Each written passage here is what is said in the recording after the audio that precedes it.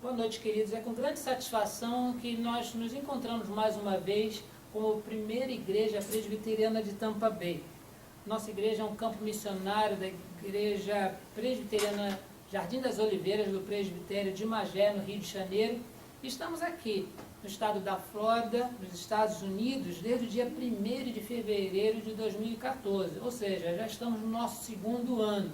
Estamos trabalhando para alcançar não apenas brasileiros, mas também americanos e hispanos, aquelas pessoas a quem Deus nos conceder o privilégio de compartilhar o Evangelho e fazer discípulos. Agradecemos a Deus também pela visão missionária da St. Petersburg Presbyterian Church, que nos acolhe aqui durante todo esse tempo, e nós temos a certeza que as bênçãos do Senhor estão sobre esta igreja que nos acolhe, sobre todos os irmãos no Brasil e aqui na Flórida que têm cooperado e nos têm apoiado em oração. Como nós temos também mencionado, o Senhor nos tem enviado também algumas pessoas para nos visitar e nós ficamos muito contentes de registrar a presença dessas pessoas. E hoje estamos aqui também, com um casal, que é a primeira vez que nós nos vemos. Eles estão agora residindo aqui na Flórida, especificamente em Tampa, e nos dão muita alegria de nós podermos conhecer.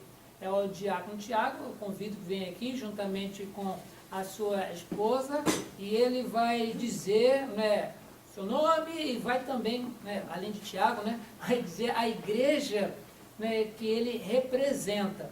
Nós estamos muito contentes pela sua presença aqui. Por favor, pode fazer a sua saudação aí. Meu nome é Tiago Vinhal Avelino, sou diácono da 2ª Igreja Presbiteriana de Taguatinga. Essa aqui é minha esposa, a Raíssa.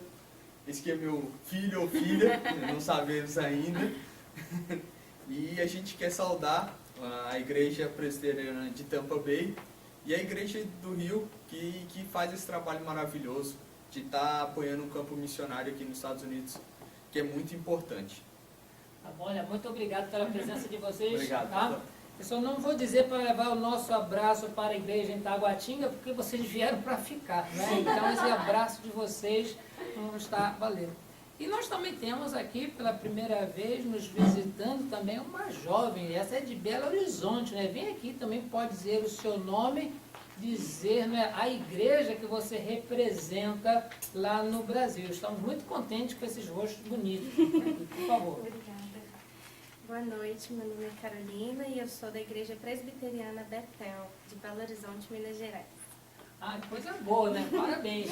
Mas essa aqui, como não está ainda definitivamente aqui, de repente pode depois levar o nosso abraço ao seu pastor, tá? Que Deus abençoe, tá? Gostaria também de dizer que no trabalho de publicidade que nós temos feito, nós recebemos da Brasil USA o privilégio de sermos a capa da revista desse mês. As pessoas que nos veem no Brasil podem também pela internet procurar o site da Brasil USA Suncoast e ali folhear a revista e ver do que se trata o conteúdo a respeito da nossa missão. Deus assim os abençoe. Queremos também, nesta oportunidade, reiterar a nossa reflexão dominical a respeito de encontros de Deus com a natureza humana que Ele criou. Já temos trabalhado sobre alguns encontros com personagens bíblicos, Adão, Caim, e no domingo passado nós estivemos falando a respeito do primeiro encontro do Senhor com Noé.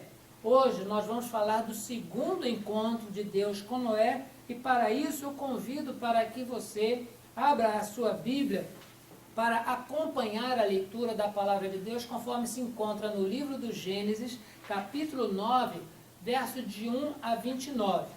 Embora a história ela seja do nosso conhecimento, nós estaremos fazendo agora essa releitura, e nessa releitura vamos depreender os conhecimentos para a nossa vida espiritual e aquilo que também foi oportuno na vida do patriarca Noé. Capítulo 9 do livro do Gênesis, verso de 1 até ao 29. E diz-nos assim a palavra de Deus. Abençoou Deus a Noé e a seus filhos e lhe disse: Sede fecundos, multiplicai-vos e enchei a terra. Pavor e medo de vós virão sobre todos os animais da terra e sobre todas as aves dos céus. Tudo que se move sobre a terra e todos os peixes do mar, nas vossas mãos serão entregues. Tudo que se move e vive, ser-vos-á para alimento. Como vos dei a erva verde, tudo vos dou agora. Carne, porém, com a sua vida, isto é, com o seu sangue, não comereis. Certamente requererei o vosso sangue, o sangue da vossa vida, de todo animal o requererei, como também da mão do homem. Sim, da mão do próximo de cada um requererei a vida do homem. Se alguém derramar o sangue do homem, pelo homem se derramará o seu sangue. Porque Deus fez o homem segundo a sua imagem. Mas sede fecundos e multiplicai-vos, povoai a terra e multiplicai-vos nela. Disse também Deus a Noé e a seus filhos: Eis que estabeleço a minha aliança convosco e com a vossa descendência, e com todos os seres viventes que estão convosco, tanto as aves, os animais domésticos e os animais selváticos que saíram da arca, como todos os animais da terra. Estabeleço a minha aliança convosco. Não será mais destruída toda a carne por águas de dilúvio, nem mais haverá dilúvio para destruir a terra. Disse Deus: Este é o sinal da minha aliança que faço entre mim e vós, e entre todos os seres viventes que estão convosco, para perpétuas gerações. Porei nas nuvens o meu arco. Será por sinal da aliança entre mim e a terra. Sucederá que, quando eu trouxer nuvens sobre a terra, e nelas aparecer o arco, então me lembrarei da minha aliança, firmada entre mim e vós, e todos os seres viventes de toda a carne, e as águas não mais se tornarão em dilúvio para destruir toda a carne. O arco estará nas nuvens. Vê-lo-ei e me lembrarei da aliança eterna entre Deus e todos os seres viventes, de toda a carne que há sobre a terra. Disse Deus a Noé: Este é o sinal da aliança estabelecida entre mim e toda a carne sobre a terra. Os filhos de Noé que saíram da arca foram Sem, Cã e Jafé. Cã é o pai de Canaã. São eles os 3 filhos de Noé, e deles se povoou toda a terra. Sendo Noé lavrador, passou a plantar uma vinha. Bebendo do vinho, embriagou-se e se pôs nu dentro da sua tenda. Cã, pai de Canaã, vendo a nudez do pai, fê-lo saber, fora, a seus 2 irmãos. Então Sem e Jafé tomaram uma capa, puseram-na sobre os próprios ombros de ambos e, andando de costas, rostos desviados, cobriram a nudez do pai, sem que a visse. Despertado Noé do seu vinho, soube o que fizera o filho mais moço e disse: Maldito seja Canaã, seja servos dos servos a seus irmãos. E ajuntou: Bendito seja o Senhor Deus de Sem, e Canaã lhe seja servo. Engrandeça Deus a Jafé, e habite ele nas tendas de Sem, e Canaã lhe seja servo. Noé, passado o dilúvio, viveu ainda 350 anos.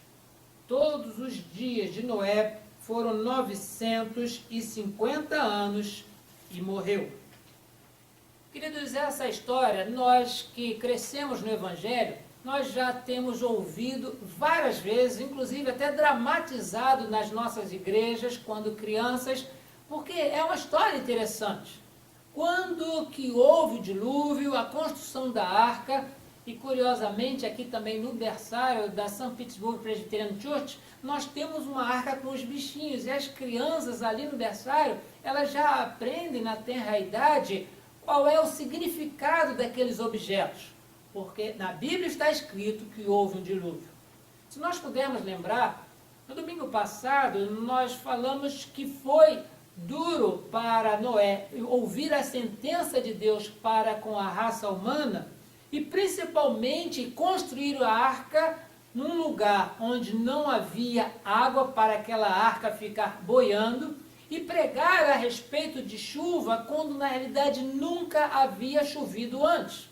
De acordo com o registro de Gênesis, Deus fazia subir um vapor da terra e com esse orvalho toda a vegetação ela era regada. Não havia registro de chuvas antes do dilúvio.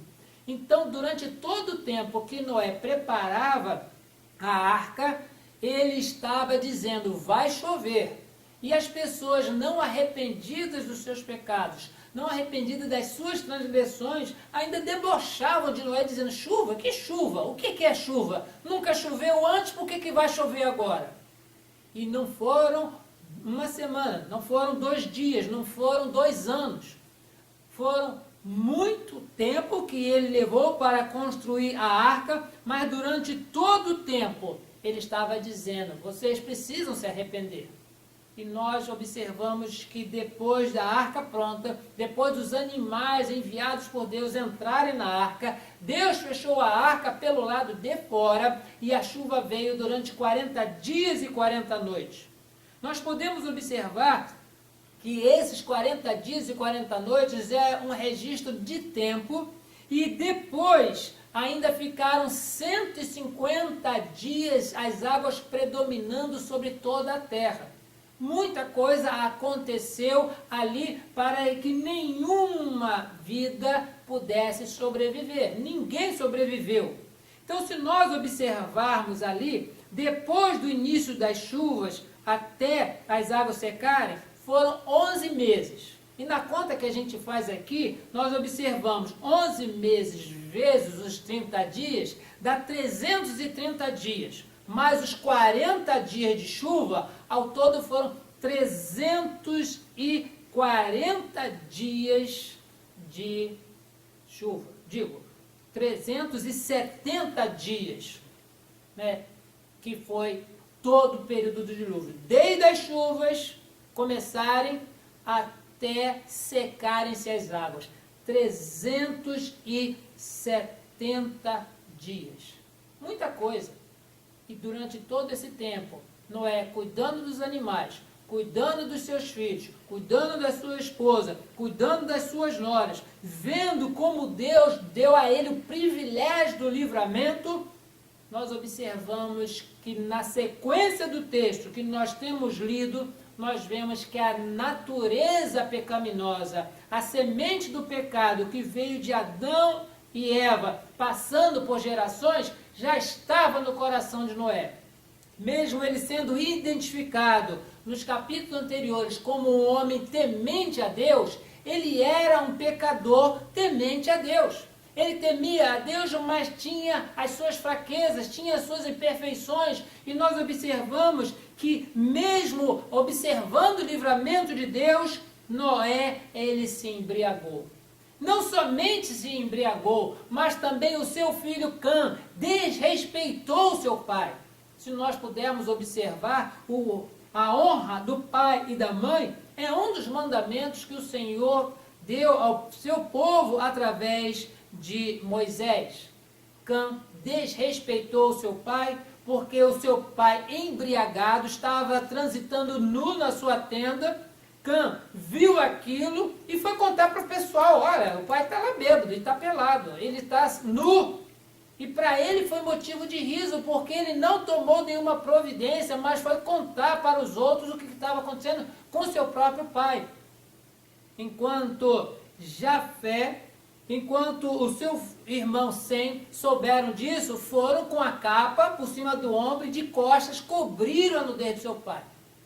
No dia seguinte, já curado da embriaguez, Noé soube o que tinha acontecido e ele declarou o quanto ele estava indignado com seu filho Cã, amaldiçoando a esse respeito, dizendo, maldito seja Canaã e seja servo dos servos a seu irmão.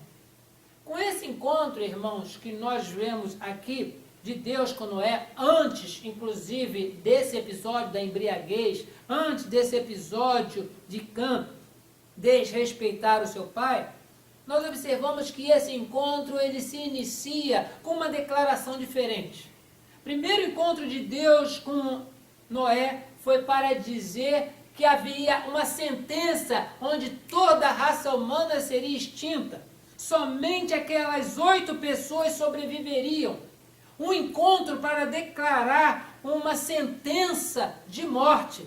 Mas esse segundo encontro já fala diferente. E a primeira reflexão que nós temos desse encontro de Deus com Noé é que nesse segundo encontro com Deus, Noé houve promessas de aliança eterna, o que beneficia a nós até hoje.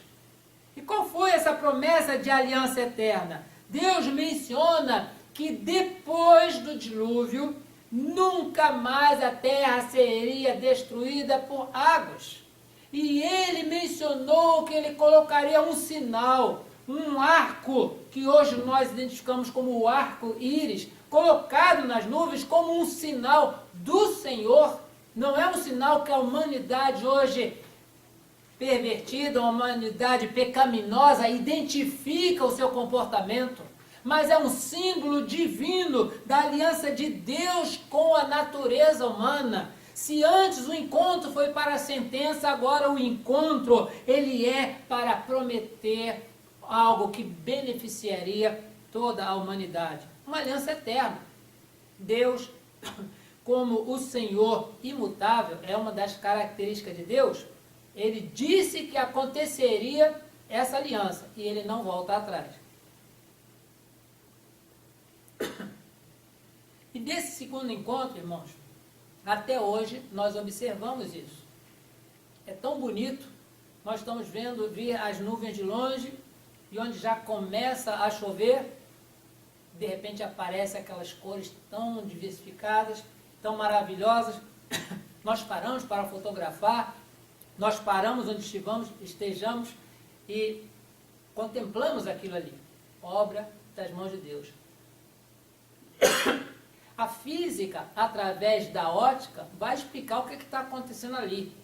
A incidência dos raios solares nas gotas da água e vai fazer toda aquela explicação científica. Mas muito antes da ciência acordar, Deus já havia estabelecido esta aliança com a humanidade. Nesse segundo encontro, um outro ponto para a nossa reflexão é de que Noé, além de ouvir as promessas da aliança eterna que nos beneficia até hoje, Noé também experimenta a provisão de Deus. Antes, nos beneficia dizendo que não haveria destruição. Mas agora, desse encontro onde Noé experimenta a provisão de Deus, isso nos satisfaz. Porque agora Deus diz, toda a terra dou a vocês por alimento e agora também vocês podem comer carne de animais. E nós observamos que antes disso não havia registro onde Deus dissesse, olha, vocês vão comer carne. Porque Deus, ele tinha estabelecido um padrão alimentar para Adão e Eva, mas aqui é o primeiro registro bíblico que diz que o ser humano pode comer carne. É uma coisa interessante para se ver, não muda o nosso hábito alimentar, mas desperta-nos também para o seguinte, que a carne que Deus diz que podia ser comida, não era para ser comida envolvida com o sangue Deus aí proibiu. E nós não queremos aqui nos alongar em relação a esta questão, principalmente porque há entre nós grupos religiosos que têm um pensamento muito específico a esse respeito, mas nós queremos dizer que Deus, ele diz, você pode comer a carne, mas não é para comer o sangue, porque é exatamente no sangue que está a vida. E isso para nós não faz não cria nenhuma dificuldade. Todos nós comemos a carne do peixe, comemos a carne das aves, comemos a carne dos bovinos, comemos a carne das ovelhas, comemos a carne de muitos outros animais.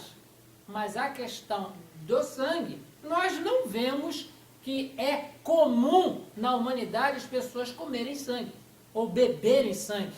Aliás, se falar em beber em sangue, tem algumas crianças que vão abrir os olhos bem grandes dizendo isso é coisa de vampiro, de Conde Drácula. Sim, é coisa de monstro tomar e beber sangue, mas a natureza humana que Deus fez diz, olha, podem comer, mas não com sangue. O sangue ele deve ser queimado. Vocês devem lembrar que quando Moisés recebeu as leis cerimoniais, todo sacrifício, o sangue ele era espargido no altar e ele era queimado. Da mesma forma que nós vemos que Deus, ao encontrar-se com Caim após o assassinato de Abel, ele diz, o sangue do seu irmão clama a mim da terra. Deus, ele dá essa identificação e qualificação do sangue também no nosso alimento.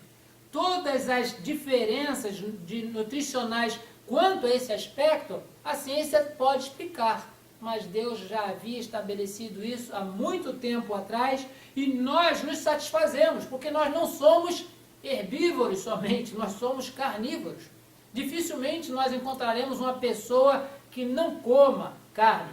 Encontramos muitas pessoas vegetarianas e a saúde deles está muito bem do jeito que está, mas a Bíblia em nenhum momento condena o comer carne. Só menciona usar a carne com o sangue do animal. Identificamos isso que nos satisfaz. A promessa eterna, a aliança eterna do arco, que diz que o mundo não será destruído por chuva, isso nos beneficia. E dizer que agora todo tipo de alimento nós podemos usar, isso nos satisfaz. E nós sabemos como é gostosa uma comida onde nós sentimos o sabor diferente. E Deus nos provê tudo isso. Não foi somente para Noé, mas é para nós também. Mas também desse encontro com Deus, nós temos ainda de refletir que além de ser um encontro onde Noé ouve promessas, além de ser um encontro onde Noé experimenta a provisão de Deus, esse encontro Noé reconhece a sua condição de imperfeito, a sua condição de pecador. E nós também, com isso, devemos estar alertas. Se por um lado nós nos beneficiamos com a aliança eterna de Deus, com o arco nas nuvens, por outro lado nós também nos satisfazemos a respeito da diversidade alimentar que nós utilizamos, agora está no momento de, na experiência do encontro de Deus com Noé, nós estarmos alertas.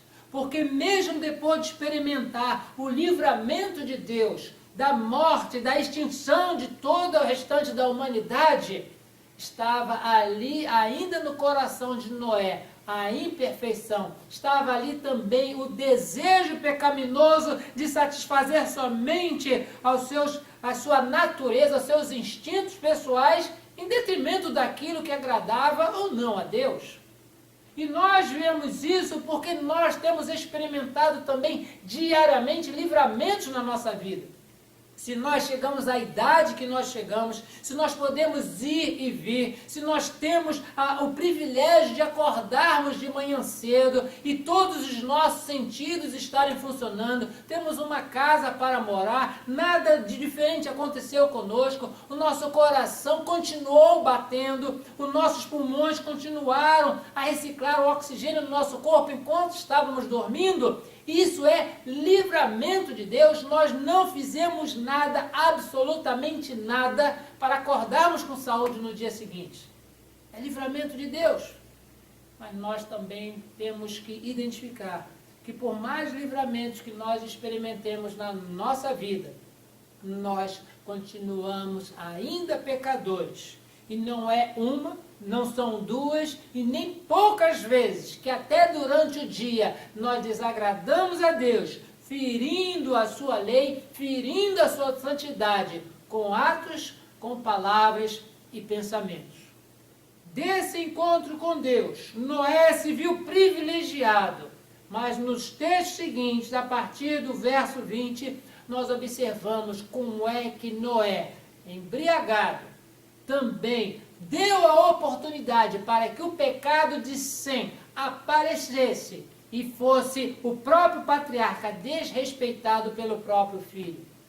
Na realidade, ele não provocou e nem incitou a Cam a fazer o que fez, mas deu a oportunidade para que o pecador Cam manifestasse o pecado que estava dentro do seu coração, num deboche claro a respeito da nudez e embriaguez do pai. Porque se o pai está errado, é um problema do pai. O filho não precisaria estar errado.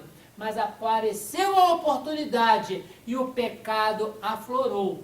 E nós observamos, queridos, que nós também precisamos estar alertas e vigilantes. Porque ao nosso redor nós temos uma imensidade de tentações aos nossos olhos, imensidade de tentação ao nosso sentido do paladar, ao nosso sentido da audição, que faz com que nós esqueçamos que Deus, o nosso Deus, nos tem livrado, o nosso Deus nos tem salvo através de Jesus Cristo, e nós ainda cedemos à tentação, e isso desagrada em muito ao nosso Deus. Não podemos condenar a Noé esquecendo que nós também somos pecadores. Nós não estávamos no dilúvio, mas nós nos beneficiamos da aliança eterna. Nós não estávamos depois do dilúvio, mas nós nos satisfazemos com todo o padrão alimentar. Mas nós que não estávamos no dilúvio, nós também identificamos como no espelho que em Noé nós estávamos lá também, participando de toda a atividade pecaminosa que faz com que nós hoje declaremos: Senhor, sou pecador.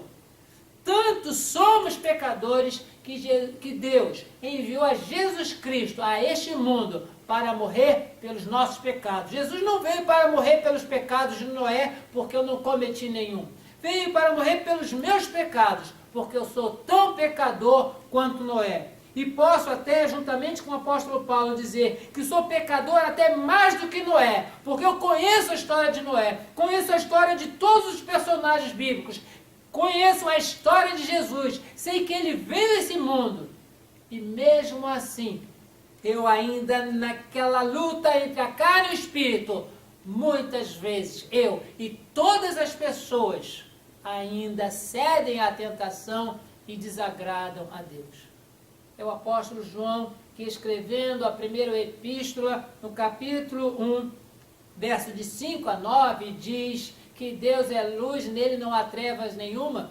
E se nós dissermos que andamos na luz e cometemos pecado, nós na realidade estamos nas trevas. E aquele que diz que não comete pecado chama Deus de mentiroso.